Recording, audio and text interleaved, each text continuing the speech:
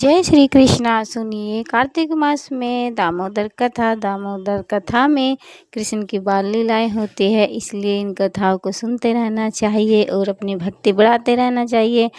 कार्तिक मास में हम जो भी पूजा आराधना सेवा करते हैं उसका फल अनंत गुना हो जाता है, इसलिए विष्णु भगवान को कार्तिक मास बहुत प्रिय है। इसलिए आगे की कथा सुनिए लाल गोविंद दास जी के श्रीमुख से। जय श्री राधे श्याम। सनत कुमार संहिता में श्री सनत कुमारों ने बहुत सुंदर बात कही। कहते हैं कार्तिके मासी कुर्वन्ति जीवन मुक्तास्त एव ही। यदि कोई व्यक्ति कार्तिक मास में कुर्वन्ति माने किसी भी प्रकार का भजन करता है, यह भजन के कोई भी अंग श्रवण कीर्तन स्मरण वंदन, जैसे कि हम लोग यहाँ पर श्रवण कर रहे हैं और कीर्तन कर रहे हैं, तो कार्तिके मासी कीर्तन कुर्वन्ति या फिर कार्तिके मासी श्रवण कुर्वन्ति, इसमें जोड़ देना चाहिए। यदि कोई कार्तिक मास में कीर्तन श्रवण भजन दर्शन आदि करता है तो जीवन मुक्तास्त एव ही, वह व्यक्ति जीवन मुक्त हो जाता है। जीवन मुक्त माने जीवन की जो अनेक परेशानियां हैं, हमारा जीवन अनेकों प्रकार के संघर्ष में बंधा हुआ है, इन सारे संघर्षों से मुक्त हो जाता है। यूं तो लोग मरने के बाद मुक्त होना चाहते हैं, परंतु कार्तिक मास में भजन करने वाला या भगवत कथा सुनने वाला व्यक्ति जीते जी मुक्त हो जाता है। और इतना ही नहीं, सनत कुमार संहिता में लिखा है न कार्तिक समम धर्म्यम। कार्तिक महीने में जो हम धर्म करते हैं इसकी बराबरी कोई नहीं कर सकता। भक्तों, बहुत बड़ा सौभाग्य है, मेरा बहुत बड़ा सौभाग्य है कि दिन भर परिक्रमा में और फिर शाम को आप सबके साथ कथा में। सो न कार्तिक समम धर्म्यम, कार्तिक जैसा कोई धर्म नहीं है। मतलब कार्तिक में हम जो धर्म पुण्य भक्ति आदि करते हैं उसकी कहीं बराबरी नहीं हो सकती। और अर्थ नो कार्तिकात परम, और कार्तिक महीने में भजन करने से जो अर्थ जो फल मिलता है उससे परम, उससे श्रेष्ठ फल और कहीं नहीं मिल पाएगा। कार्तिक महीने की ये महिमा है। और आगे कहते हैं न कार्तिक समम काम्यम मोक्ष दानम न कार्तिकात युधिष्ठिरेण धर्मार्थम यथार्थम च ध्रुवेण च। कार्तिक मास जैसा कोई मास नहीं है, और इसीलिए ही इतिहास में धर्मराज युधिष्ठिर और ध्रुव महाराज जैसे बड़े बड़े महान भक्तों ने इस कार्तिक मास का पालन किया था। इस कार्तिक मास में विशेष रूप से भजन साधना और भक्ति की थी। भक्तों, हम मथुरा गए थे और मथुरा में एक स्थान है अम्बरीश टीला। क्या है? अम्बरीश टीला। श्रीमद् भागवतम में नवम स्कंद में जो अम्बरीश महाराज की कथा आती है, यूं तो अम्बरीश महाराज के विषय में सुखदेव जी कहते हैं सप्त द्वीपवती महिम। महाराज अम्बरीश 7 द्वीपों वाली पृथ्वी के एकमात्र चक्रवर्ती सम्राट थे।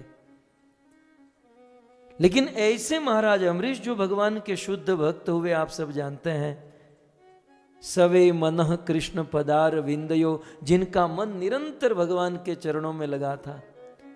वांचांसी वैकुंठ गुणानुवर्णने, अम्बरीश महाराज की वाणी निरंतर भगवान का गुणानुवाद करने में लगी हुई थी।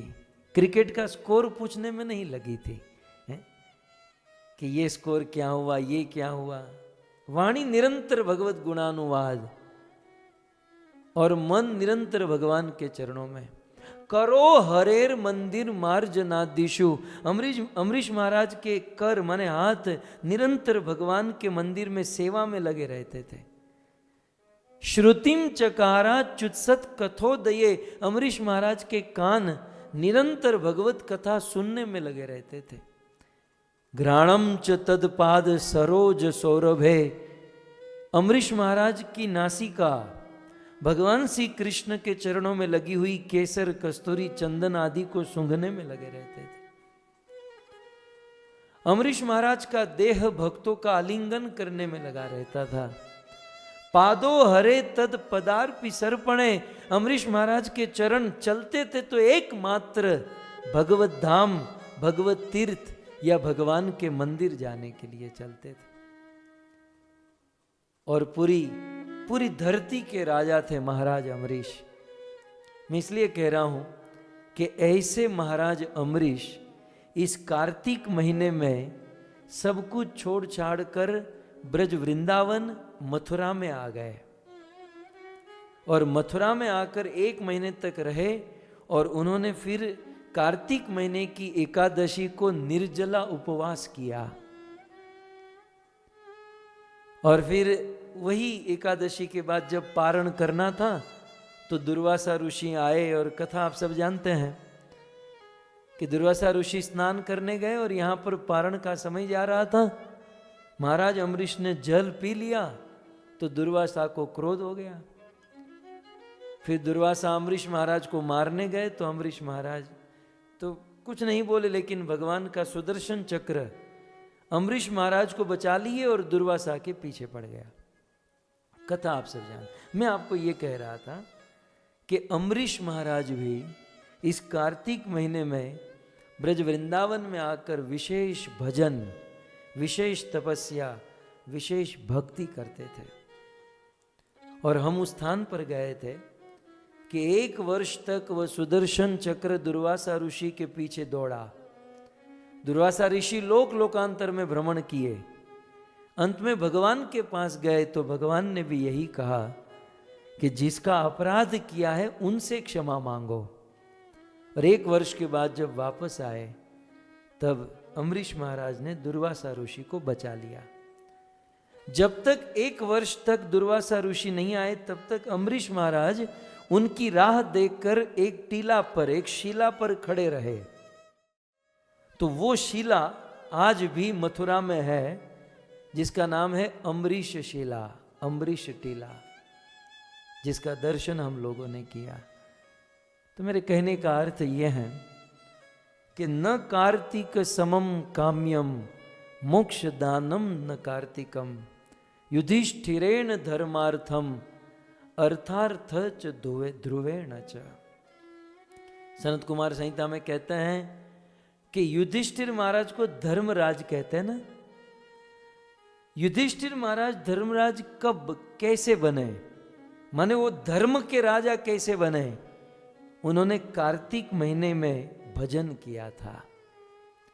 सो कार्तिक महीने में भजन करने से युधिष्ठिरेण धर्मार्थम, धर्म पा गए, और अर्थार्थम च ध्रुवेण च, और ध्रुव महाराज अर्थ पा गए इस कार्तिक महीने में भजन करने से।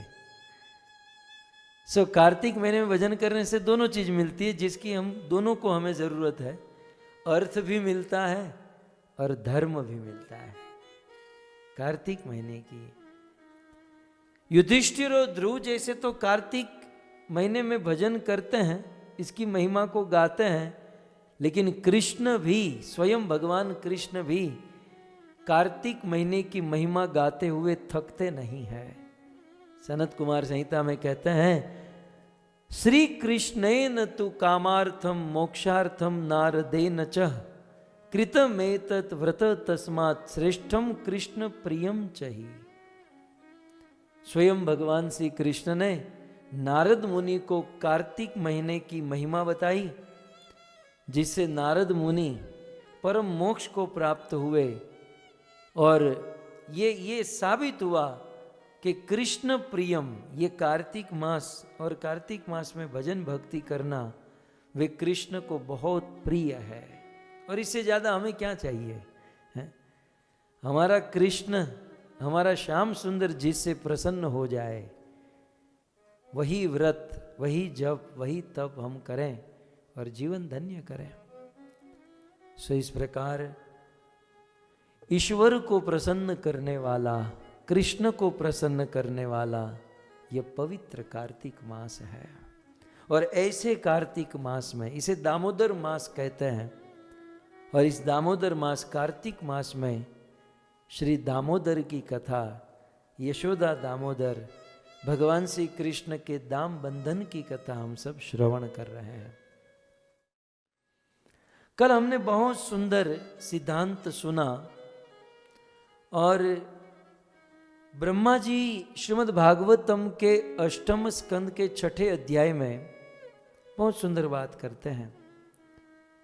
एक बार क्या हुआ, जब दुर्वासा ऋषि का श्राप इंद्र को लगा और इंद्र परेशान हुए, इंद्र ब्रह्मा के पास गए। ब्रह्मा ने कहा अब ये मेरी रेंज के बाहर है, मैं तुम्हें कुछ नहीं कर सकता, तुम मेरे साथ चलो, सभी देवी देवताओं को साथ ले लो, हम भगवान विष्णु के पास जाते हैं।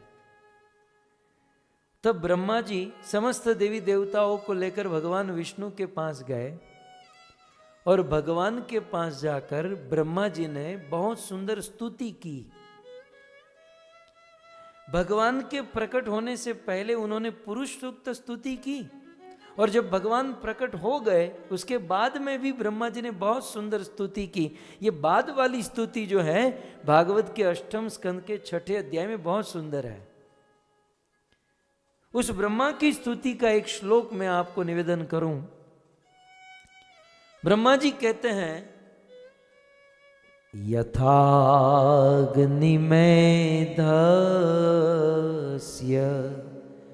व्रीतं च गोषु भुवि अन्नयम्बू उद्यमने च वृत्तिं यदा मनुष्या अभियन्ति हित्वा गुणेषु भक्त्या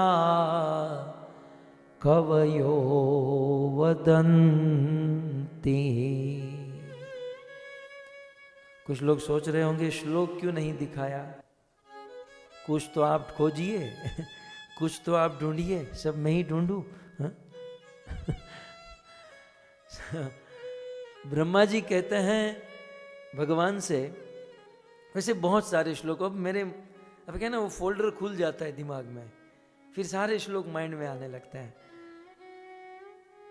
ब्रह्मा जी बहुत सुंदर कहते हैं कि प्रभु प्रभु आपके विरह में हम लोग बहुत परेशान थे, प्रभु आपके दर्शन के बिना हमारी स्थिति कैसी थी जानते हैं? जैसे कोई विशाल गजराज हाथी, विशाल गजराज हाथी जैसे घोर वन में फंस जाए और उस वन में चारों ओरों से आग लग जाए। देखो छोटा मोटा पक्षी होगा तो उड़कर भाग भी जाएगा, उड़कर चला भी जाएगा, लेकिन विशाल गजराज हाथी वो कैसे भाग सकता है? अब कथा के अंदर कथा याद आई, मैं आपको एक निवेदन कर दूं, तो आप इसको होल्ड कीजिएगा, ब्रह्मा जी को थोड़ा साइड में रखिए। मुझे एक बात याद आई इसलिए कह दूं। जैसे मैंने कहा ना कि विशाल गजराज हाथी वन में फंस जाए और फिर प्रॉब्लम हो जाती है, तो बरसाना गए थे तो वहां पर एक बहुत सुंदर वन है, जिस वन का नाम है गहवर वन। क्या नाम है बोलिए? गहवर वन। उसे घेवर वन भी ब्रजवासी गण उसे घेवर वन भी कहते हैं। तो इसकी बहुत बड़ी सुंदर कथा है कि भगवान श्री कृष्ण अपनी पूरी टीम को लेकर किसी एक गोपी के घर पर माखन की चोरी करने चले गए और एज यूजुअल जैसे एक गोप के ऊपर दूसरा, दूसरे के ऊपर तीसरा, तीसरे के ऊपर चौथा, और फिर मटका उतार कर चुरा कर खाना, वो सब चल रहा था। तब तक तो बाहर से एक गोपी आई और गोपी को पता चल गया कि अंदर कुछ सड़वड़ाहट हो रहा है। सड़वड़ाहट समझते हैं? अंदर कुछ मतलब कुछ हिल रहा है, मतलब कुछ प्रॉब्लम है। गोपी समझ गई कि अंदर चोरी हो रही है, लेकिन मैं अकेली हूं, अकेली क्या करूंगी। तो गोपी ने इस बार क्या किया, अंदर चोरी हो रही थी, गोपी ने बाहर से वो दरवाजा बंद कर दिया और बाहर से कड़ी, वो खिड़की बाहर से कड़ी बंद कर दी, लॉक मार दिया। कृष्ण और उनकी पूरी टीम लॉकडाउन। अब सारे सखा और कृष्ण सोचे यार आए थे चोरी करने और हम लोग तो कमरे में बंद हो गए, अब हम यहां से बाहर कैसे निकलेंगे। तब तक कृष्ण की दृष्टि एक खिड़की पर गई, बोले वो जो खिड़की है भागो इस खिड़की से। तो उस खिड़की से सब लोग कूदने, पहले कृष्ण निकले, बलराम निकले, ये सखा वो सखा, श्रीदाम सुदाम निकले। लेकिन एक बहुत मोटा सखा था, मधुमंगल, खाते पीते घर का था। उस मधुमंगल की साइज खिड़की से बड़ी थी खिड़की से बड़ी साइज का था बेचारा। अब दरवाजा तो बाहर से लॉक है और खिड़की से सारे सखा कूद रहे हैं, सब लोग बाहर चले गए, मधुमंगल फंस गया। देखिए शरीर माफक होना अच्छा है, कभी खिड़की से निकलना पड़े, कभी आप फ्लाइट से जा रहे हो खिड़की से कूदना पड़े, तो शरीर माफक होगा तो कूद सकते हैं, नहीं तो बेचारे मोटे शरीर वाले ही फंस जाते हैं। तो मधुमंगल बेचारा बुरा फंसा, बाकी सब भाग गए। और वो एक गोपी थी, सैकड़ों गोपियों को एकत्रित करके आई, बाहर से दरवाजा खोला और मधुमंगल पकड़ा गया। और गोपियों ने जो मधुमंगल को पीटा है, मारा कम घसीटा ज्यादा, और मधुमंगल को घसीट कर बाहर लेकर आए।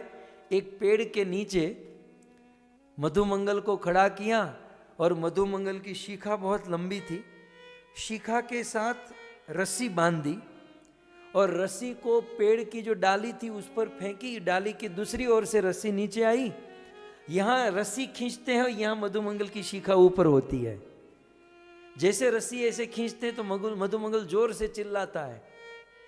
अब सारी गोपियां लाइन में खड़ी रह गई, जैसे शिव जी के मंदिर में घंट बजाने के लिए नहीं लाइन में खड़े रहते हैं, वैसे सारी गोपियां लाइन में खड़ी रह गई, हम खींचेंगी हम खींचेंगी। तो 1 बाय 1 गोपियां खींच लेंगी, जोर से खींचती है मधुमंगल की शिखा ऊपर और चिल्लाता है। दूसरी गोपी आती, दूसरी गोपी खींचती है, तीसरी चौथी, मधुमंगल परेशान। अब क्या करे क्या करे, मधुमंगल ने कृष्ण को पुकारा। और यदि कोई भाव से प्रेम से कृष्ण को पुकारे और कृष्ण ना आए, ऐसा हो नहीं सकता। जब मधुमंगल ने कृष्ण को पुकारा, कृष्ण दौड़ कर आए। और जैसे ही कृष्ण आए, अब देखिए कृष्ण का रूख देखिए। अब कृष्ण आए तो कृष्ण ऐसी चर्चा किए कि जो प्रसंग चल रहा था वो प्रसंग ही पलटी मार दिया। हमारे वहां एक शब्द है गेम चेंजर। कृष्ण जैसा बड़ा गेम चेंजर और कोई नहीं है।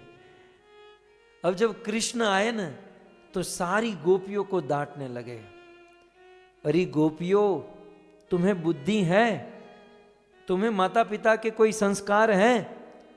गोपियों तुम जानती हो तुम ये क्या कर रही हो? तुम मधुमंगल ब्राह्मण है, तुम ब्राह्मणों का अपराध कर रही हो। पूरी दुनिया के गुरु ब्राह्मण होते हैं, जगत गुरु ब्राह्मण, ब्राह्मण गुरु सन्यासी, सन्यासी गुरु ब्रजवासी, और ब्रजवासी ब्राह्मण से बड़ा और कोई होता नहीं है। और मधुमंगल ब्रजवासी ब्राह्मण है, और ब्रजवासी ब्राह्मण को तुम इस प्रकार से परेशान कर रही हो, तुम्हें नरक में भी जगह नहीं मिलेगी, तुम्हें बहुत भयंकर पाप लगा है। इस प्रकार से कृष्ण ने शास्त्र के श्लोक देकर, भगवान किस लिए धरती पर आते हैं तुम जानती भी हो? गो विप्र सुर साधु नाम, इन ब्राह्मणों के लिए तो भगवान धरती पर आते हैं। इन ब्राह्मणों को याद किए बिना कृष्ण एक निवाला नहीं खाते। हम क्या बोलते हैं? नमो ब्रह्मण्य देवाय च गो ब्राह्मण हिताय च। ब्राह्मणों को याद करके तो भोजन करते। ब्राह्मण कृष्ण के, भगवान के मस्तिष्क है, और तुम इस ब्राह्मण को परेशान कर रही हो। छी छी छी छी छी छी छी। ऐसे माँ बाप के संस्कार है। सारी बेचारी भोली भाली गोपियाँ सारी ढीली पड़ गई। अरे कृष्ण, हमसे बहुत बड़ा अपराध हो गया, अब क्या करें? भले दुनिया में सारे अपराध क्षमा हो सकते हैं, लेकिन ब्रह्म अपराध भयंकर अपराध है। छी छी छी छी छी छी। गोपियों ने कहा, कृष्ण अब आप ही हमको कोई उपाय बताइए, हम इस अपराध से कैसे मुक्त हो सकते हैं? कृष्ण ने कहा, देखो, जिसका अपराध हुआ है उसको यदि प्रसन्न कर देती हो तो तुम उनके अपराध से मुक्त हो जाओगी। और मधुमंगल को पसंद, सबसे ज्यादा पसंद क्या है? बोले भोजन। ये खाने का शौकीन आदमी, इसलिए तो फंसा खिड़की में से। बोले इसे भोजन कराओगी, ये प्रसन्न हो जाएगा तो तुम ब्राह्मण के अपराध से मुक्त हो जाओगी। तो बोले हम घर पर जाकर इनके लिए भोजन लेकर आए। बोले सोच क्या रही हो, जाओ घर पर। जब गोपियां जाने लगी तो कृष्ण 2-5 गोपियों को कहते, ए घर पर जा रहे हो लेकिन लाओगी क्या, ये तो बताओ। बोले लाएगी क्या, रोटी सब्जी। बोले ठीक है वो तो लाना, लेकिन घेवर खाने का मन हुआ है। घेवर जानते ना, राजस्थानी सूरती घेवर खाने का मन हुआ है, तो घेवर लेकर आना। तो गोपियां गई, मधुमंगल के लिए बहुत सुंदर भोजन लेकर आई, और सभी गोपियों ने अपने हाथों से मधुमंगल को भोजन कराया और घेवर लेकर आई। मधुमंगल ने घेवर खाया, कृष्ण ने और सब ने मिलकर घेवर खाया। तो यहाँ के ब्रजवासी गण कहते हैं कि गोपियों के द्वारा कृष्ण और कृष्ण के सखाओं को घेवर खिलाया गया, इसलिए इस स्थान का नाम हुआ घेवर वन या गहवर वन। अब आइए, ब्रह्मा जी भगवान से स्तुति करते हैं कि कोई गजराज हाथी किसी दावानल में फंस जाए और चारों ओर से आग लग जाए और चारों ओरों से आग की लपट उस हाथी को जलाए। ब्रह्मा जी भगवान श्री विष्णु को देखकर कहते हैं कि प्रभु आपके दर्शन के बिना हमारी हालत कैसी थी? जैसे दावा अग्नि में फंसा हुआ गजराज हाथी। गजराज हाथी भक्तों, हमारी स्थिति भी कुछ ऐसी है। हमारी संसार के प्रति विषय वासना गजराज हाथी के समान है। इसमें हम बहुत मोटे तगड़े, भजन भक्ति साधना में बहुत पतले बारीक से हैं, लेकिन विषय वासना में हम लोग हाथी के समान है। और संसार रूपी विषय दावानल में हम फंसे हुए हैं। तो ब्रह्मा जी इसी बात को लेकर कहते हैं कि हमारी स्थिति उस हाथी के समान थी, लेकिन प्रभु हम यहाँ क्षीर सागर के तट पर आए, हमने कीर्तन किया और आपने ये सुंदर दर्शन दिया। एक बात बताएं प्रभु, आपका दर्शन करके हमें इतना आनंद हुआ, इतना आनंद हुआ। उस मुझे श्लोक याद आ रहा है कि गजाद वार्ता इव गांग मंभ। जैसे कोई दावानल में कई दिनों से फंसा हुआ परेशान दग्ध हाथी, अचानक उसे गंगा नदी का दर्शन हो जाए, उसे गंगा नदी के ठंडे ठंडे शीतल जल का स्पर्श मिल जाए, चारों ओरों से जलता हुआ हाथी दौड़ता हुआ यहां वहां भागता है और अचानक गंगा नदी दिख जाए और सीधा गंगा में कूद पड़े और सारे ताप से, दुख से दूर होकर उसे ठंडक की एहसास होती है। ठीक उसी प्रकार प्रभु आपका दर्शन करके सारी तप्त दुखों से मुक्त होकर हमें एक सुख और शांति का अनुभव हो रहा है। धन्य है प्रभु आपका दर्शन, धन्य है। भगवान का दर्शन कैसा? जन्म रंग जिमे पारस पावा, जन्म रंग जिमे पारस पावा, अंध ही लोचन लाभ सुहावा, अंध ही लोचन लाभ सुहावा। जैसे कोई व्यक्ति जन्म से अंधा हो और जन्म से अंधे व्यक्ति ने दुनिया को देखा नहीं है, सुना तो है कि दुनिया बहुत अच्छी है, दुनिया की वस्तु ये बहुत अच्छी है, लेकिन कभी उन्होंने दुनिया देखी नहीं। और ऐसे जन्म से अंधे व्यक्ति को अचानक आंखें मिल जाए और जितना सुख, जितना आनंद का एहसास होता है, उतना ही आनंद प्रभु हमें आज आपका दर्शन करके हो रहा है। और दूसरा, जन्म रंक जिमि पारस पावा, जन्म से कोई रंक है, जन्म से कोई दरिद्र है। भक्तों, आप जानते नहीं, समृद्ध परिवार में आपका जन्म हुआ है, लेकिन शास्त्र में लिखा है कि भौतिक जीवन में गरीबी जैसा दुख और कोई नहीं है। जो गरीब है, जो दरिद्र है, जिसको दूसरे वक्त की रोटी भी नसीब नहीं होती, आज शाम का भोजन कहाँ करेंगे, वे जिनको पता नहीं होता, रात दिन मेहनत मजदूरी करते हैं, फिर अनेकों प्रकार की जिम्मेवारी होती है, बेटियों की शादी करानी होती है, अनेकों प्रकार की बातें होती हैं। ऐसे दरिद्र व्यक्ति का जीवन और उसका दुख वह दरिद्र ही समझ सकता है। लेकिन जन्म रंक, जन्म से कोई रंक है, जन्म से दरिद्रता भोगत रहा है, जन्म से गरीबी में जी रहा है और रात दिन उसको गरीबी सता रही है, ऐसे जन्म रंक जिमि पारस पावा, ऐसे जन्म से रंक दरिद्र व्यक्ति को अचानक पारसमणि मिल जाए।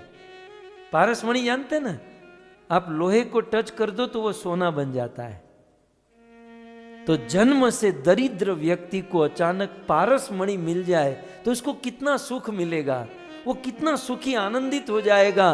प्रभु, उतना ही सुख हमें आपका दर्शन करके हो रहा है। अंधे व्यक्ति को आंख मिलने का जितना सुख होता है और दरिद्र व्यक्ति को पारसमणि मिलने से जितना सुख होता है, उसी प्रकार प्रभु आज आपका दर्शन करके हमें उतना ही सुख हो रहा है।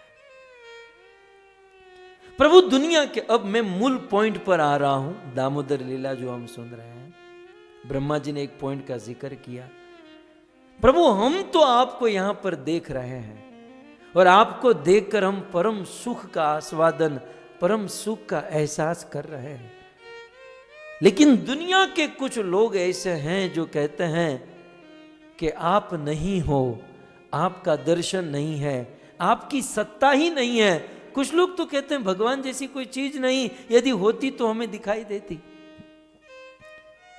प्रभु, हम आपको देख रहे हैं और आपको देखकर हम बड़े आनंद का एहसास कर रहे हैं, लेकिन प्रभु आपको देखने के लिए परिश्रम करना पड़ता है। दृष्टवा परिश्रमम कृष्ण।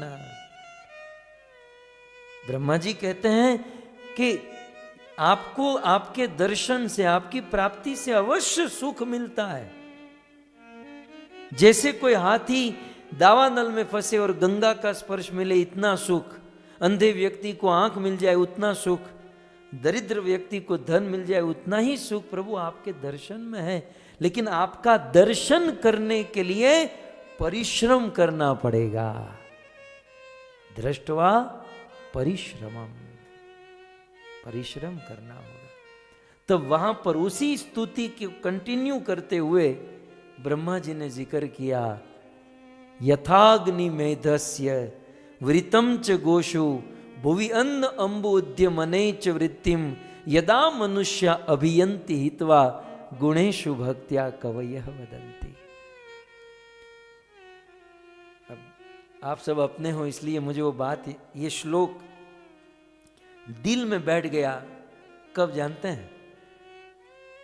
गुरुदेव जब बहुत स्वस्थ हुआ करते थे और अनेकों स्थानों पर जाकर भागवत कथा करते थे, तो एक दिन गुरुदेव की परम करुणा और हमारा सौभाग्य कि परम पूज्य राधा गोविंद गोस्वामी महाराज दास की कुटिया में आए, हमारे घर पर आए।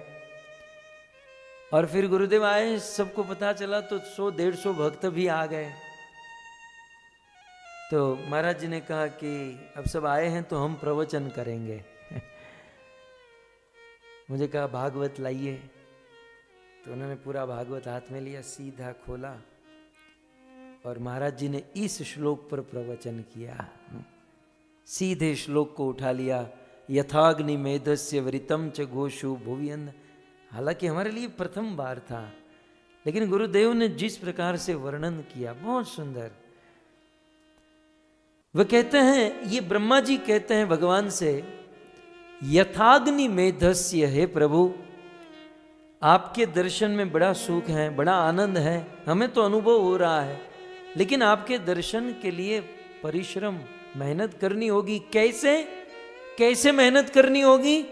तो वे दृष्टांत देते हैं, यथा अग्नि मेधस्य। मेधा, मेध माने लकड़ी, काष्ठ। ब्रह्मा जी कहते हैं काष्ठ में, लकड़ी में अग्नि ऑलरेडी होती है। लकड़ी में से अग्नि बाहर से नहीं लानी पड़ती, लकड़े में अग्नि ऑलरेडी होती है। आजकल तो लाइटर का जमाना आ गया, एक जमाना दिया सली का होता था, ऐसे दिया सली करके अग्नि प्रकट होती थी। तो दिया सली में अग्नि है, बाहर से नहीं लानी पड़ती, लेकिन उस दिया सली की अग्नि को प्रगटाने के लिए थोड़ी मेहनत करनी पड़ेगी। ऐसे दिया सली हाथ में लेकर को लो, इसमें तो आग है ही नहीं, तो आप क्या, आपकी 21 पीढ़ी बीत जाएगी तो भी आग नहीं होगी।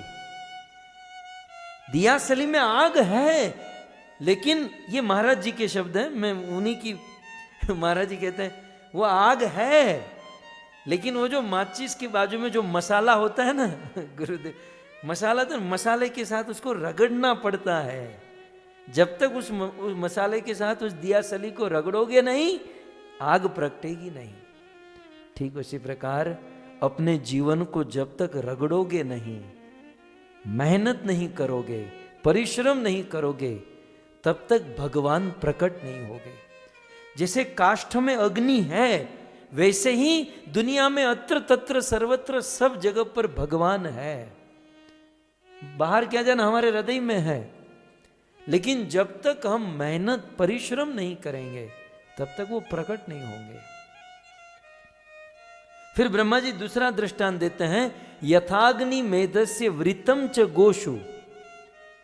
जैसे गाय में दूध है, कोई कहे मुझे दूध चाहिए और कोई गाय लाकर दे दे, लो गाय, बोले हमको तो इसमें दूध कहीं दिखाई नहीं दे रहा है।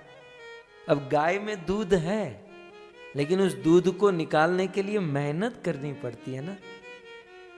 उस गाय को घास खिलाइए और फिर 2-3 बार घास खिलाकर फिर उनके पास गाय के बछड़े को लेकर जाइए, फिर अपने बछड़े को देखकर वात्सल्य भाव में उनका दूध थन में आता है, फिर बछड़ा दूध को पी लेता है और फिर वो बचा हुआ दूध हम ले सकते हैं।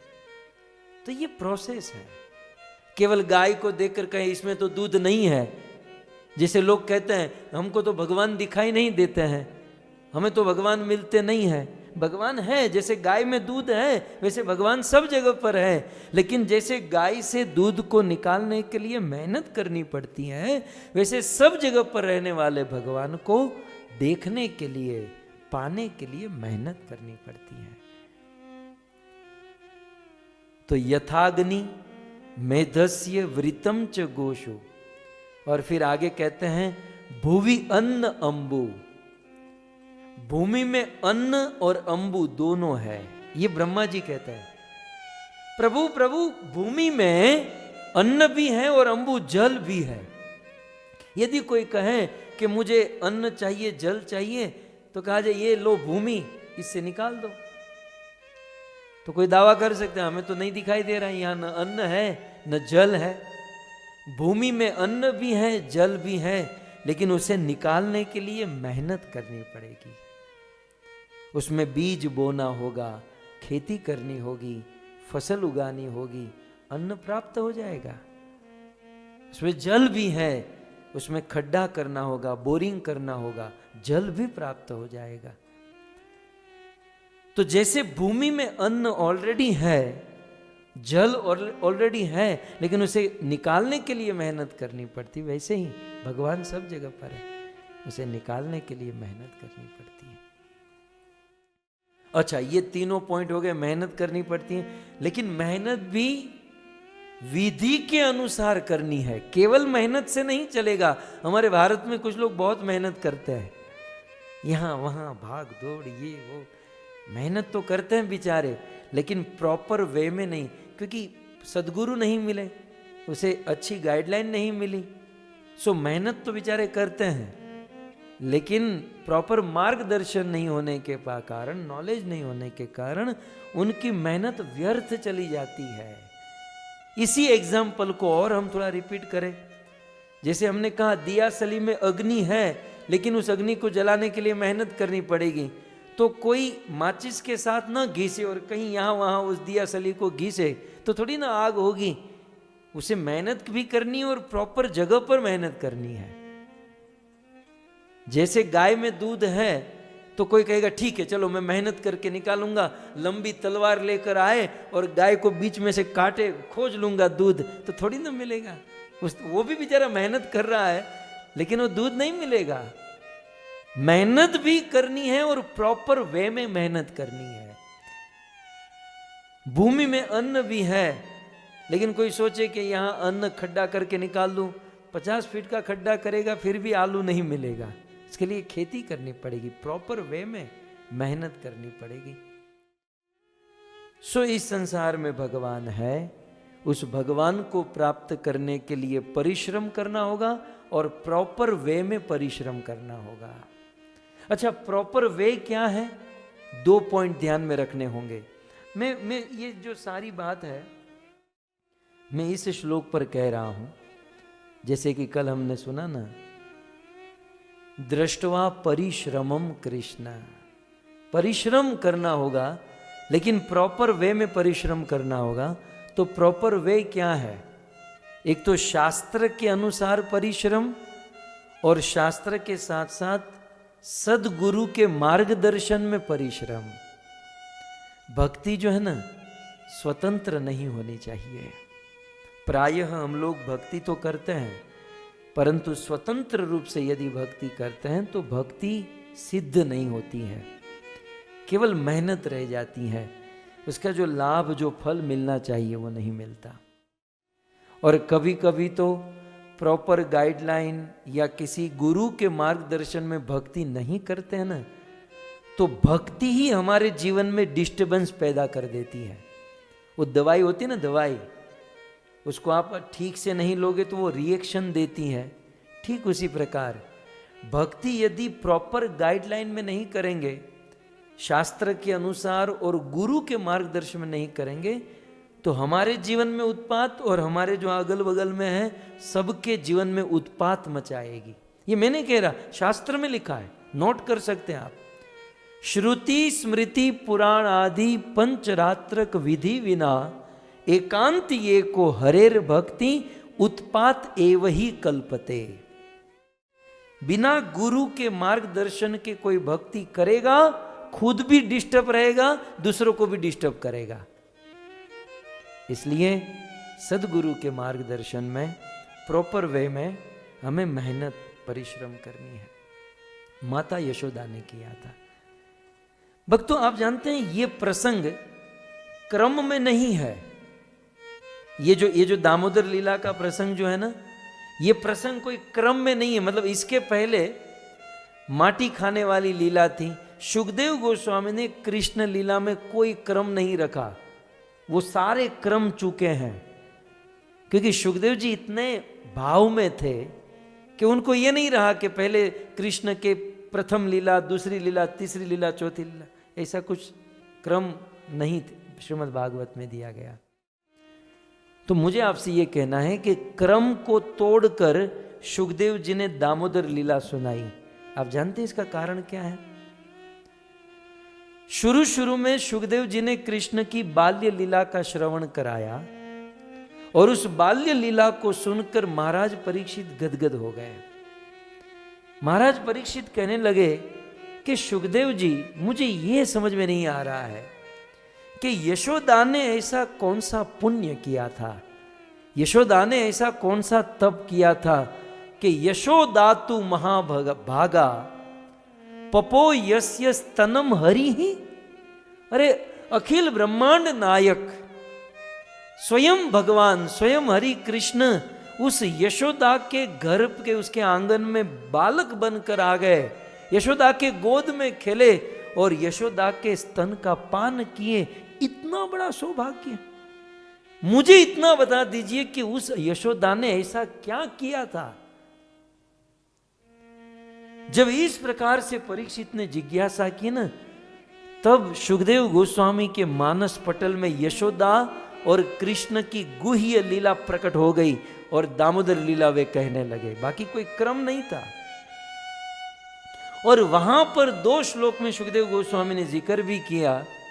मैं फिर भी इस श्लोक पर ही घूम फिर कर आ रहा हूं। दृष्टवा परिश्रमम, सुखदेव गोस्वामी ने वहां पर परीक्षित को कहा कि परीक्षित, यशोदा ने ब्रह्मा जी को गुरु बनाकर ब्रह्मा जी के मार्गदर्शन में भजन किया था, तपस्या की थी।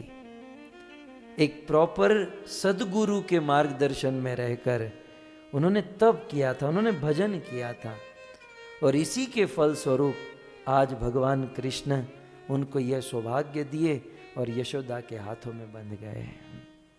सो भक्तों, भगवान आज भी है, आज भी हम उस भगवान को देख सकते हैं, आज भी हम उस भगवान को प्राप्त कर सकते हैं।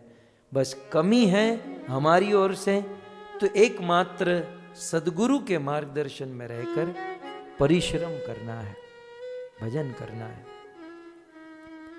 आइए इस प्रकार से जब कृष्ण यशोदा के हाथों में यशोदा के परिश्रम को देखकर कृपया आसित स्वबंधने, स्वयं बंधन में आ गए। जब कृष्ण यशोदा के बंधन में बंध गए तो परीक्षित महाराज ने पूछा, सुखदेव जी ये बताइए कि इस लीला के द्वारा भगवान क्या मैसेज देना चाहते हैं, इस लीला से भगवान श्री कृष्ण क्या दिखाना चाहते हैं। तो बहुत सुंदर अगले श्लोक में, अब देखिए इस लीला के सारभूत श्लोक सुखदेव गोस्वामी सुना रहे हैं। एवं संदर्शिता यंग हरिणा भृत्यवश्यता स्ववशेनापि कृष्णेन स्ववशेनापि कृष्णेन यस्येदं सेश्वरं वशे यस्येदं सेश्वरं वशे। एवं संदर्शिता यंग। सर्वप्रथम तो हम उस संबोधन पर विचार करें। श्री सुखदेव गोस्वामी परीक्षित महाराज को ये कथा सुनाते हुए बड़े प्रसन्न हो रहे हैं और सुखदेव गोस्वामी का परीक्षित के प्रति बड़ा प्रेम झलक रहा है। आप कहोगे मुझे कैसे पता चला? संबोधन से, संबोधन से पता चलता है ना। कोई पति पत्नी से कहे, जैसे मधुसूदन प्रभु रति मंजरी माता से कहे कि हे देवी, हे प्रिय, आज हमारे लिए भोजन बनाए, तो मूड समझ में आ जाता है कि भाई आज मूड में है। और सीधा कहे रेणु जाओ मेरे लिए भोजन बनाओ तो समझ में आ जाता है आज बंदे का मूड ठीक नहीं है। संबोधन से ये सब ज्ञान होता है। तो यहां पर संबोधन है एवं संदर्शिता ही अंग। अंग, हे अंग, माने परीक्षित महाराज को अंग कह रहे हैं। अब अंग का अर्थ कि हे परीक्षित, तुम मेरे अंग जितने मुझे प्रिय हो। अंग माने हे प्रिय परीक्षित, माने इस संसार में किसी जीव को, किसी मनुष्य को या किसी भी जीवात्मा को अपना शरीर जितना प्रिय होता है, हम देख सकते हैं व्यक्ति को अपना शरीर जितना प्रिय होता है ना, उतना और कुछ नहीं होता। बंदा अपना सब कुछ छोड़, एक बार छोड़ने को तैयार हो जाएगा, लेकिन शरीर में उनकी आसक्ति अंततः बनी ही रहती है। तो शरीर से अधिक प्रेम होता है। तो यहां पर सुखदेव गोस्वामी कहते हैं जैसे संसारी लोगों का अपने शरीर से प्रेम होता है, हे परीक्षित, मेरा उतना ही प्रेम आज तुमसे हो रहा है, हे अंग। सो कथा सुनाते हुए परीक्षित के प्रति प्रेम झलक रहा है। भक्तों, जीवन में ऐसे कार्य करें, जीवन में ऐसी जिज्ञासा करें या गुरुजनों की ऐसी सेवा करें कि गुरुजनों के मुख से ऐसे संबोधन निकले।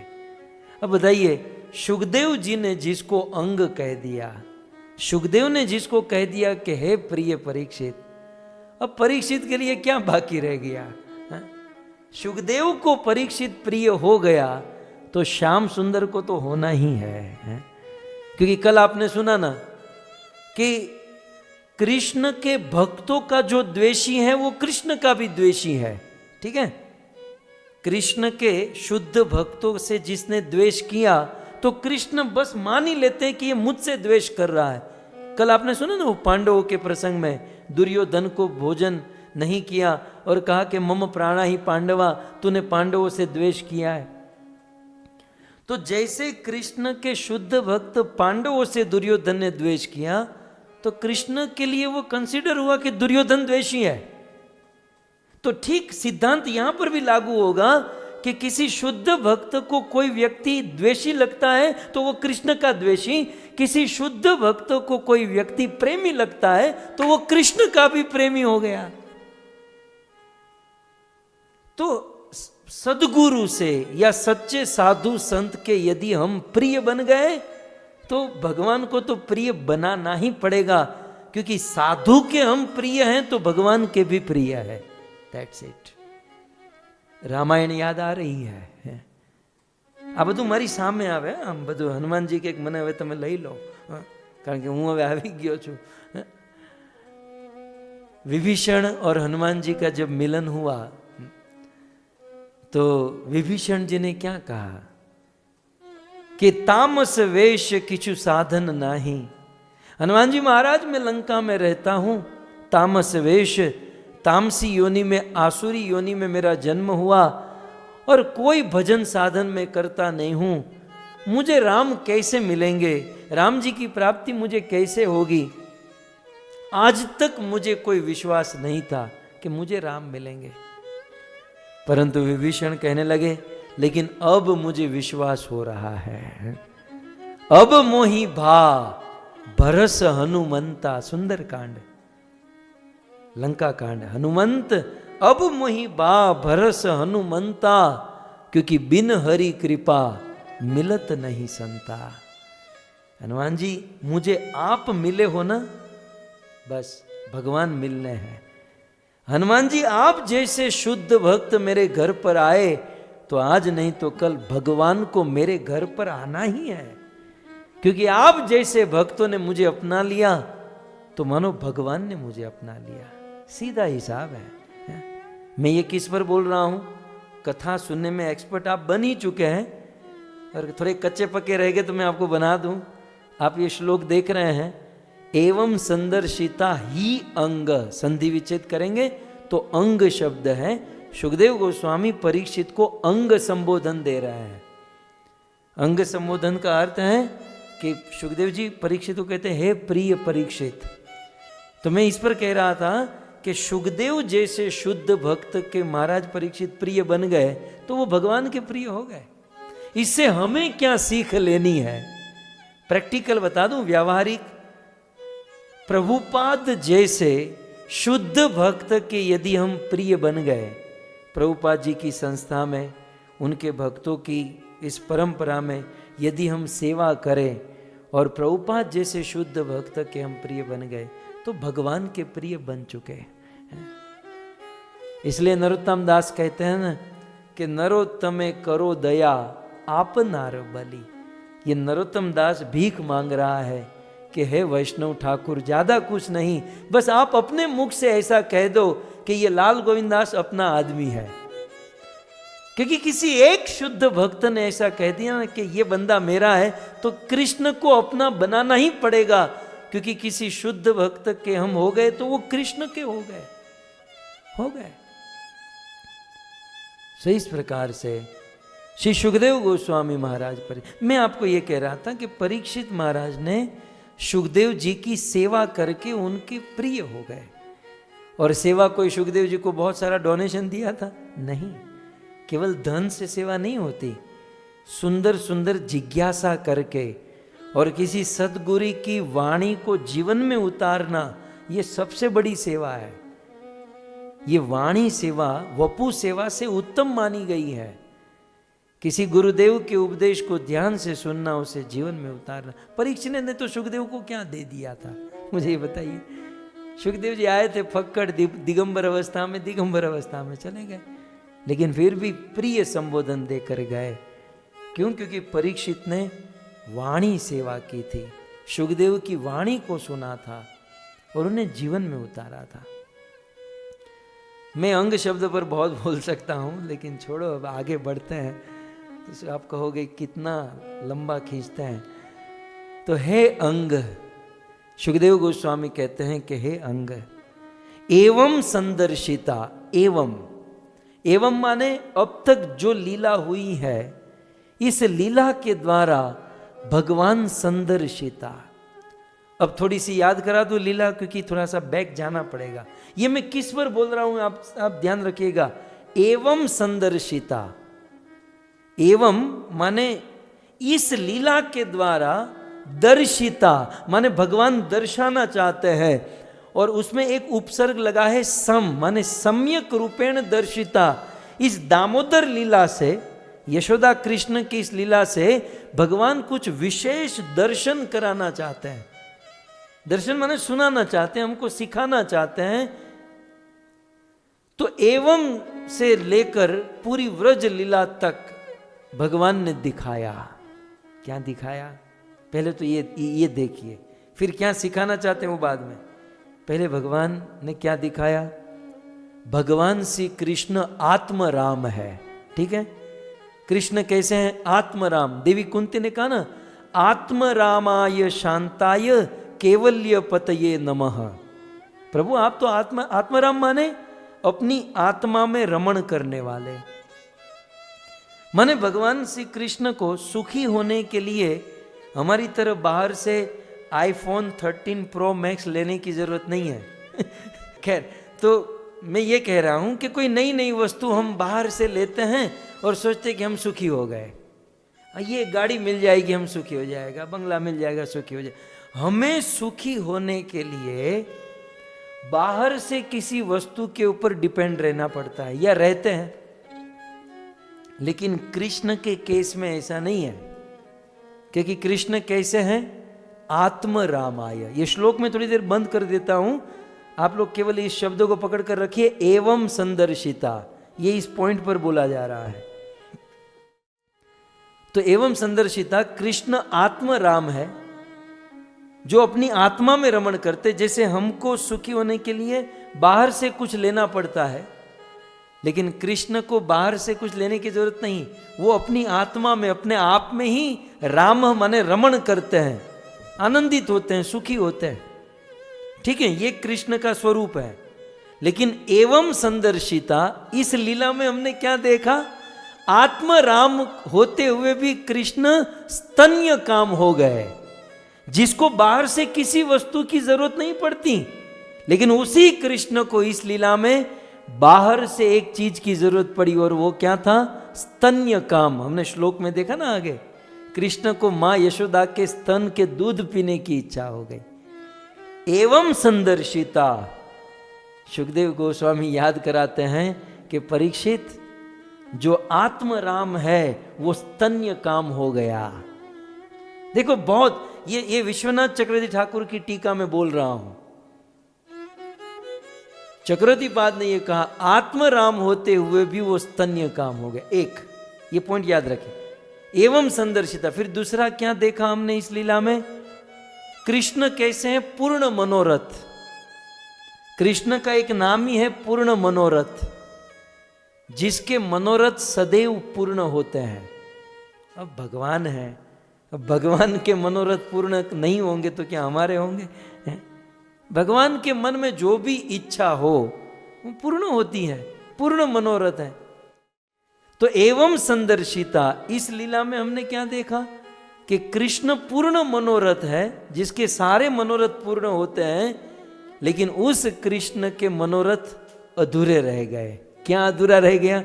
उसको माता का दूध पीना था, लेकिन माता छोड़कर चली गई। पूर्ण मनोरथ अतृप्त रह गए और उनको लोभ रह गया कि यार पीने को नहीं मिला। एवं संदर्शिता। तीसरा, कृष्ण का एक नाम है वासुदेव। ठीक है, चक्रवर्ती पाद ये सब लिखते हैं। कृष्ण का एक नाम है वासुदेव। अब जानते हैं कृष्ण को वासुदेव क्यों कहते हैं? वैसे बहुत सारे अर्थ हैं। वसुदेव के पुत्र होने के कारण कृष्ण को वासुदेव कहते हैं, लेकिन तात्विक अर्थ हमारे वेदों में वासुदेव का वेदों में तात्विक अर्थ दिया गया है। वासुदेव माने विशुद्ध सत्व में स्थित होने के कारण कृष्ण को वासुदेव कहते हैं। ये दूसरा अर्थ है, ये तात्विक अर्थ। लीला परक अर्थ तो ये है कि वसुदेव के पुत्र वासुदेव, ये लीला परक हुआ। लेकिन सिद्धांत और तत्व परक अर्थ क्या है? विशुद्ध सत्व में स्थित रहते हैं, इसलिए कृष्ण को वासुदेव कहते हैं। तो विशुद्ध सत्व जानते हैं? आप कहोगे विशुद्ध सत्व क्या होता है? पहले तो यही समझा दो फिर वासुदेव में विशुद्ध सत्व माने एक तो होता है तमोगुण, उससे ऊपर होता है रजोगुण, उससे ऊपर होता है सत्व गुण, जो कभी कभी हमारे जीवन में देखने को मिलता है। लेकिन उस सत्व गुण से भी ऊपर होता है शुद्ध सत्व, जहां लेश मात्र भी न तमोगुण है, रजोगुण है, इवन वहां सत्व गुण भी नहीं है, वहां मात्र शुद्ध सत्व। तो जहां तमोगुण और रजोगुण की गंध भी नहीं है, ऐसे विशुद्ध सत्व में कृष्ण स्थित रहते हैं 24 घंटा। 365x7 कृष्ण विशुद्ध सत्व में रहते हैं, इसलिए कृष्ण को वासुदेव कहते हैं। इतना समझ में आ गया? जहां पर तमोगुण और रजोगुण की गंध भी नहीं है, लेकिन सदैव विशुद्ध सत्व में रहने वाले एवं संदर्शिता। यहां पर हमने क्या देखा कि सदैव विशुद्ध सत्व में रहने वाले कृष्ण को क्रोध भी हुआ और लोभ भी हुआ। क्रोध तमोगुण का स्वरूप है और लोभ रजोगुण का स्वरूप है। यद्यपि ये विशुद्ध सत्व में रहने वाले हैं, लेकिन इसको क्रोध भी हुआ, लोभ भी हुआ। एवं संदर्शिता है ना। कुछ ये भगवान इस लीला में कुछ अलग ही दिखाई दिए है। ये सब कृष्ण की फितरत नहीं है। ये जो यशोदा के साथ हमने ये पिछले 6 दिन जो सुना, ये वास्तव में देखा जाए तो भगवान की फितरत नहीं है कि स्तन्य काम हो जाना, क्रोध कर देना, लोभ हो जाना। लेकिन एवं संदर्शिता, भगवान ने ये सब किया अपने ट्रैक से आउट होकर, लाइन से आउट होकर कृष्ण ने ये सब कुछ किया। चलो आगे, इतना तो हुआ। और एक पॉइंट नोट कीजिए, एवं संदर्शिता।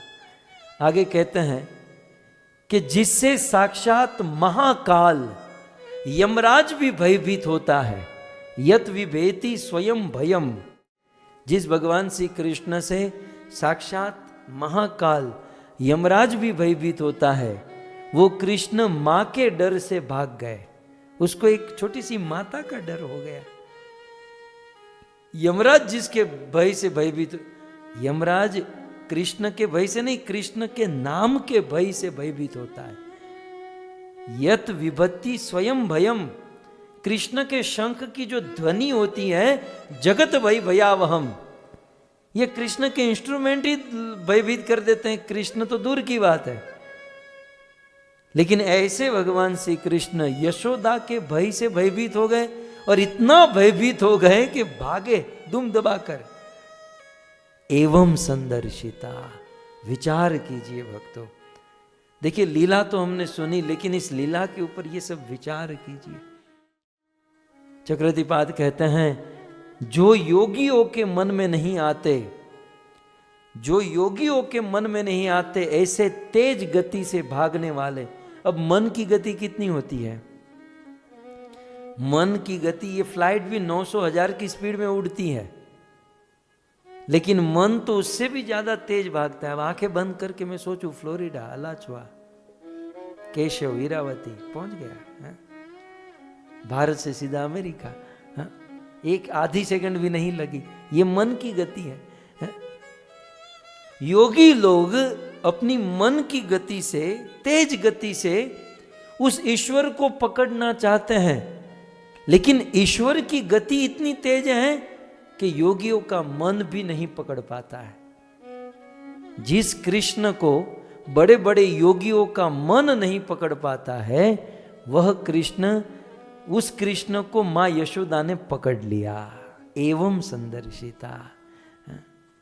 ये सब अपने आउट ऑफ ट्रैक जाकर भगवान श्री कृष्ण क्या दिखाना चाहते हैं? आप देख रहे हैं, आप समझ रहे हैं ना? ये सारे रूल तोड़े कृष्ण ने इस लीला में। ये कृष्ण की फितरत नहीं है। ये किसी इस प्रकार से बंधने वाले, हाथों में आने वाले, काम किया, लोभ किया, क्रोध किया, ये सब भगवान को शोभा देता है। लेकिन ये सब तोड़ दिया, ये सारी मर्यादा, सारा बांध तोड़ दिया। क्यों? इसी बात को यहां पर कहा जा रहा है। इससे क्या दिखाना चाहते हैं? पहले तो क्या क्या तोड़ा ये मैं आपको गिना रहा हूं, फिर ये सारे नियम तोड़कर कृष्ण क्या दर्शाना चाहते हैं वो इस श्लोक में बताया जा रहा है। पहले ये समझिए कि आत्मराम होकर स्तन्य काम हुए, पूर्ण मनोरथ होकर वो अतृप्त रह गए, सदैव विशुद्ध सत्व में होकर जिसको तमोगुण उत्पन्न हो गया, जिससे साक्षात यमराज महाकाल डरता है, वो माता के भय से भयभीत होकर भागे। और योगियों का मन जहां पर नहीं, जिसे पकड़ सकता, उसे मां यशोदा ने पकड़ लिया। और पकड़ा ही नहीं, उसे पकड़कर रस्सी से बांध दिया। सारे वेद, पुराण, उपनिषद, जिसे आनंद घन मूर्ति कहते हैं, सच्चित और आनंद का विग्रह कहते हैं, लेकिन इस लीला में वो आनंदमय विग्रह को रोते हुए देखा गया। ये भी आउट ऑफ द ट्रैक ही हुआ ना। नहीं तो हम तो क्या गाते हैं, सच्चिदा भागवत कथा जब पाठ मांडते हैं ना, ये कर्मकांडी ब्राह्मण और सब, तो उसका पहला श्लोक ही तो यही होता है, सच्चिदानंद रूपाय विश्वोपत्यादि हेतवे तापत्रय विनाशाय गोविंदाय। तो सच्चित आनंद रूपाय, भागवत शुरू ही यहां से होता है कि जो आनंद स्वरूप है। लेकिन एवं संद आनंद स्वरूप को यहां पर रोता हुआ देखा गया। तो ये सब दिखाने से, ये सब करके कृष्ण क्या दिखाना चाहते हैं? मतलब ये सब आउट ऑफ द ट्रैक जाकर क्या दिखाना चाहते? पॉइंट यहां पर यह है, पहले इस पॉइंट को समझिए। जो अपनी माया, कृष्ण अपनी माया से और हमारे अनेकों प्रकार के कर्म से पूरे विश्व को बांध कर रखता है। भगवान श्री कृष्ण ने अपनी माया से और कर्म से पूरे विश्व को बांध कर रखा है, लेकिन वे भगवान श्री कृष्ण मां के बंधन में बंध गए हैं। गोस्वामी तुलसीदास जी ने भी दामोदर लीला के विषय में लिखा है। उन्होंने लिखा, जिन बांध्यो सुर असुर नाग मुनि प्रबल प्रेम की डोरी। शब्द के ऊपर गौर फरमाई है, गोस्वामी तो गोस्वामी है, कि जिन बांध्यो, जिसने बांधा है, किस किस को? सूर माने देवता, असुर, जिन्होंने बांध कर रखा है बिल्कुल कस कर, देवताओं को, असुर को, नाग को, मुनि को, कुछ लोगों को भय के बंधन में बांधा है तो कुछ लोगों को प्रेम के बंधन में। जिन बांध्यो सुर असुर नाग मुनि प्रबल प्रेम की डोरी, सोई अविच्छिन्न जसुमती बांध्यो सकत न छोरी।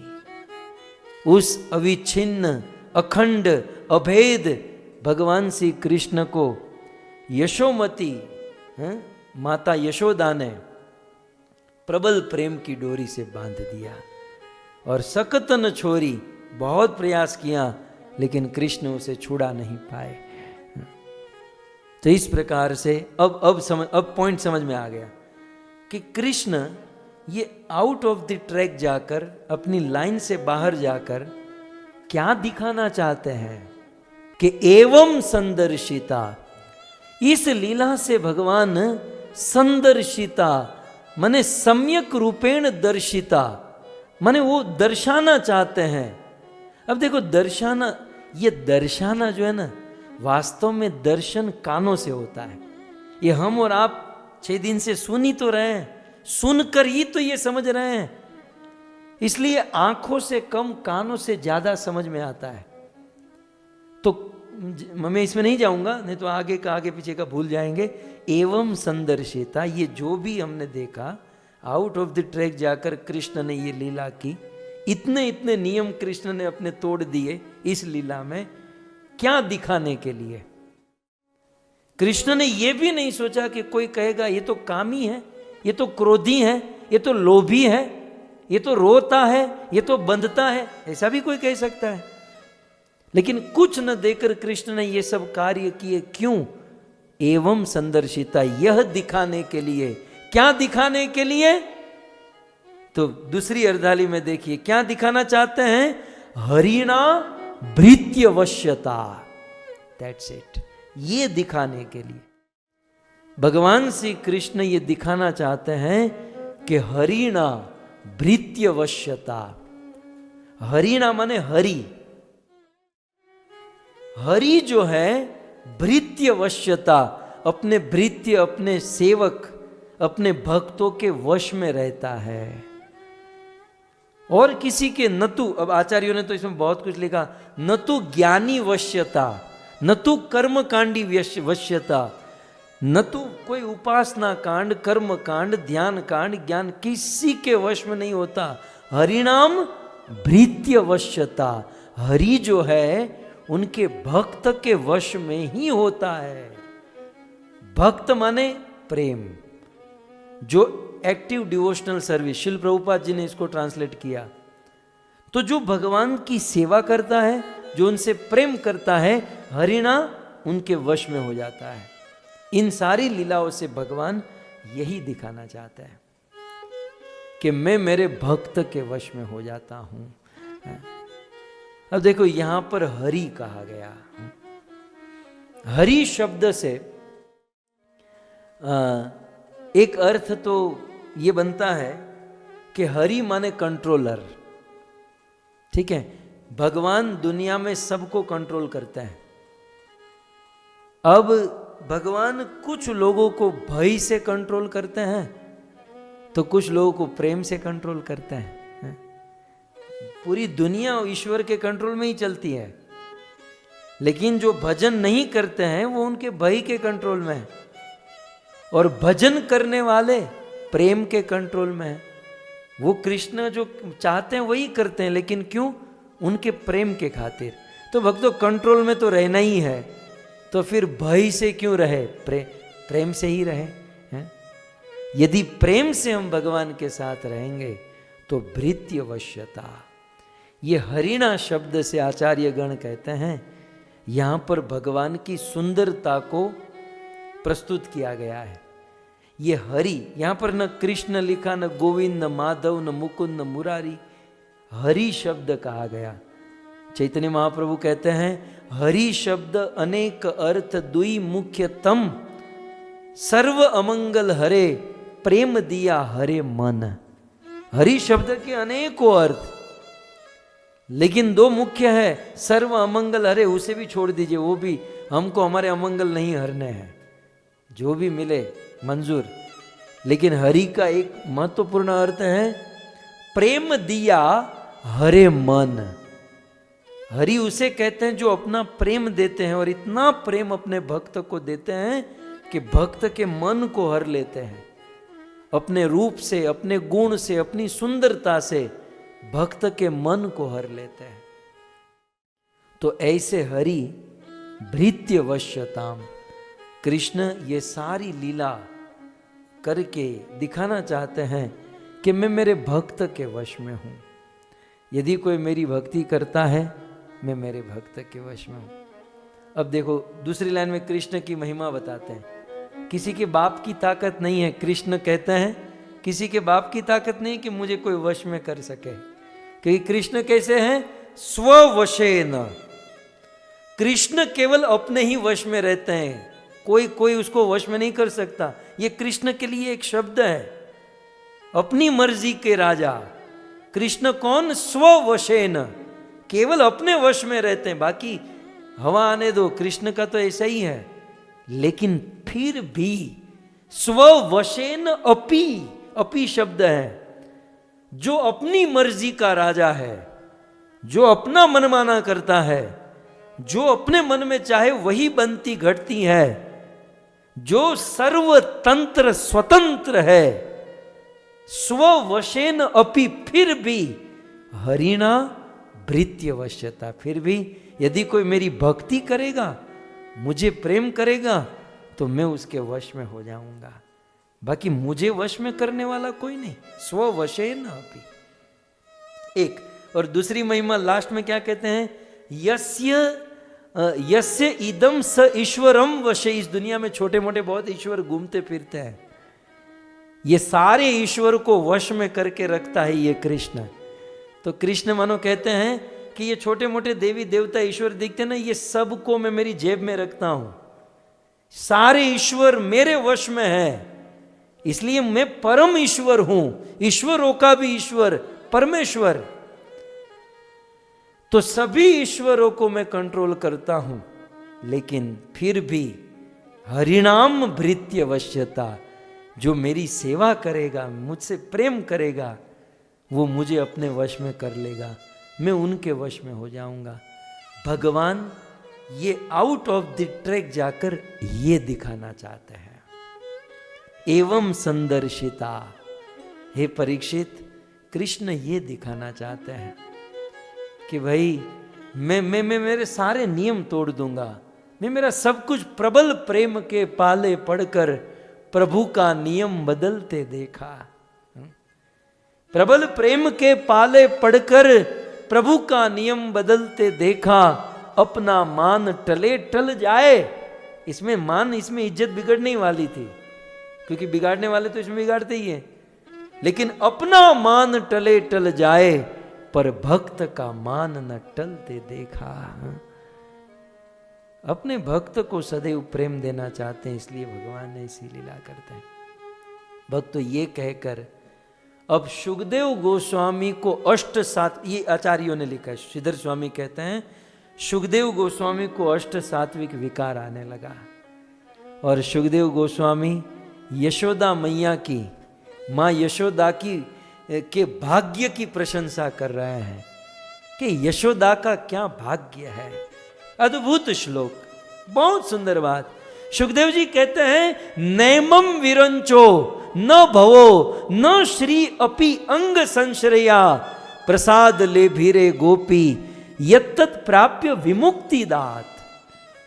मुक्ति दाता मुकुंद ने यशोदा को जो प्रसाद दिया, यशोदा को जो लाभ दिया, प्रसाद माने कृपा, यशोदा कृष्ण की जो कृपा पा गई ना, बड़े बड़े आदमी इसे चूक गए। सुखदेव जी क्या कहते हैं, नेमम विरंचो, यद्यपि विरंची माने ब्रह्मा, ब्रह्मा कौन, ब्रह्मा की गरिमा क्या है, इस सृष्टि का प्रथम जीव है ब्रह्मा, भगवान की नाभि से पैदा हुआ ब्रह्मा, एक दृष्टि से भगवान का बेटा है ब्रह्मा। सर्वज्ञानी, सारे वेदों को धारण करने वाला ब्रह्मा, भगवान की मन की इच्छा को पूर्ण करने वाले ब्रह्मा, सृष्टि की रचना, प्रजा की रचना, सब कुछ ब्रह्मा ने क्या नहीं किया। लेकिन नेमम विरंचो न इमम विरंच, लेकिन फिर भी जो प्रसाद, जो कृपा यशोदा को मिली वो ब्रह्मा को भी नहीं मिली। इतना बड़ा पद, इतना बड़ा स्थान, ब्रह्मा ब्रह्मलोक में रहते और यशोदा एक ग्वाले के घर पर जन्म हुआ था, गांव में। लेकिन गांव में रहने वाले गोप जाति को और उस गोप जाति में यशोदा को जो सौभाग्य मिला वो ब्रह्मलोक में रहने वाले ब्रह्मा को नहीं मिला। नैमम विरंचो। अब आगे कहते हैं न भवो, भव माने शिव, शिव कैलाश में रहते हैं। ब्रह्मा भगवान का बेटा है तो शिव भगवान का स्वरूप है। क्षीरम यथा दधि विकार विशेष योगात, शिव जी भगवान के स्वरूप है, शिव तत्व ही विशेष है। शिव जी के विषय में तो हमने कितनी कथाएं की है, लेकिन यहां पर सुखदेव कहते हैं कि जो कृपा यशोदा को मिली न ब्रह्मा को मिली न शिव को मिली। शिव जी को भी वह प्रसाद, वह यशोदा जैसी कृपा और प्रसाद तो नहीं ही मिला। और ये सब छोड़ो, अब आगे कहते हैं न श्री, श्री माने लक्ष्मी। लक्ष्मी कौन? जो 24 घंटा भगवान के चरणों में बैठी रहती है, बेचारी रात दिन भगवान के चरणों की सेवा करती है। जिस लक्ष्मी को भगवान ने अपने हृदय में स्थान दिया है, जिस लक्ष्मी ने इतना सैक्रिफाइस किया, सबको छोड़ छाड़ कर भगवान के साथ, सारी महिमा आप सब, पूरी दुनिया जिस पे पागल है, लेकिन भगवान ने लक्ष्मी को भी वो सौभाग्य नहीं दिया जो सौभाग्य मां यशोदा को दिया। बहुत सुंदर। गुरुदेव ये श्लोक बहुत बोलते थे। नैमम विरंचो न भवो न श्री अपि अंग संश्रय। आप देखो, अपि अंग भगवान का आधा अंग मानी जाती है लक्ष्मी, अर्धांगिनी है भगवान की। लेकिन आदमी किसी को कुछ न दे, पत्नी को तो देता ही है ना। अपना आधा, अपनी संपत्ति पत्नी के नाम पर तो करके जाता है, लेकिन क्या कहते हैं, अपना अंग होते हुए भी लक्ष्मी को वो सौभाग्य नहीं दिया जो सौभाग्य भगवान ने माता यशोदा को दिया। तो नैमम विरंचो न भवो न श्री अपि अंग संश्रया प्रसादम लेभीरे गोपी। गांव में रहने वाली गोपी यशोदा जो प्रसाद, जो कृपा पा गई, वो कोई नहीं पा पाया। यत्तत् प्राप्य, यद्यपि विमुक्ति देने वाले कृष्ण है, लेकिन इन सब को वह सौभाग्य नहीं दिया जो मां यशोदा को प्रदान किया। से इस प्रकार से माता यशोदा की क्यों, तो इस श्लोक के अंत में, इस प्रसंग के अंत में सेकंड लास्ट श्लोक श्री सुखदेव गोस्वामी कहते हैं, नायम सुखापो भगवान देही नाम गोपिका सुतः ज्ञानी नाम च आत्मभूता नाम यथा भक्ति मता मिह। पूरे प्रसंग का सार यहां पर दे दिया। नायम सुखाप भगवान, सुखापो माने सुलभ, भगवान न अयम सुलभ। भगवान, ये भगवान उनको सुलभ नहीं होते हैं। किसको? ज्ञानी नाम च आत्मभूता नाम। बड़े बड़े ज्ञानियों के लिए भगवान कृष्ण इतने सुलभ नहीं है। और च आत्मभूता नाम, बस वो अपने स्वरूप में पड़े रहने वाले योगी आदियों के लिए भगवान उतने सुलभ नहीं जितना देही नाम गोपिका सुत है, जितना गोपिका मां यशोदा के लिए सुलभ है। तो यहां पर यह कहते हैं कि ज्ञानी नाम च आत्मभूतानम यथा भक्ति मतामि है। जैसे माता यशोदा ने ये कृपा, ये प्रसाद प्राप्त किया, ये प्रसाद आप सब, हम सब प्राप्त कर सकते हैं। जो शिव, ब्रह्मा और लक्ष्मी को नहीं मिला, ये प्रसाद, ये कृपा, ये सौभाग्य, वो हम सबको मिल सकता है। केवल अंतिम शब्द जो है ना, वो करना पड़ेगा। और वो है भक्ति मताम इह। ऐसी जैसे यशोदा ने भक्ति की है, ऐसी भक्ति यदि हम करेंगे तो जो सौभाग्य शिव ब्रह्मा को नहीं मिला वो हमको प्राप्त हो जाएगा। तो कथा के सार में सुखदेव जी ये कहना चाहते हैं कि हम सभी भक्तों को यह प्रसंग सुनकर यह बात समझनी चाहिए कि हम सब भक्ति करें और भक्ति के द्वारा माँ यशोदा की तरह इस सौभाग्य को प्राप्त करें। हरे कृष्णा। आप सभी भक्तों ने बड़े भाव से, बड़े प्रेम से इस कथा का श्रवण किया। आप सब ने अपना कीमती समय निकालकर इस यशोदानंदन यशोदा कृष्ण की इस कथा का श्रवण किया। कल शेष एक दिन बाकी है और एक श्लोक भी बाकी है। अभी ये प्रसंग में मैंने कहा था ना कि 22-23 2 श्लोक बाकी हैं, तो इस पर हम कल चर्चा करेंगे और इस कार्तिक की इस विशेष कथा का हम विराम करेंगे। तो आप सभी भक्तों का धन्यवाद। आप सब भक्तों के भाव को लेकर ही ये भावमयी कथा हो रही है। भाव राज्य ब्रज वृंदावन में है। कथा के आयोजक भी बड़े भाव से परिपूर्ण है और कथा श्रवण करने वाले परिपूर्ण हैं, इसलिए सब मंगल मंगल हो रहा है। इसी प्रकार से बने रहिए, कृपा दृष्टि बनाए रखें और कथा सुनकर जीवन को धन्य कीजिए। आइए जय जयकार के साथ हम इस छठे दिन की कथा का विराम करें। ग्रंथराज श्रीमद् भागवतम महापुराण की, श्री कृष्णचंद्र भगवान की, श्री वृंदावन धाम की, श्री यशोदा दामोदर भगवान की, जगत गुरु श्रील प्रभुपाद की, निताय गौर प्रेमानंदे। जय जय श्री राधे, जय जय श्री राधे, जय जय श्री राधे श्याम।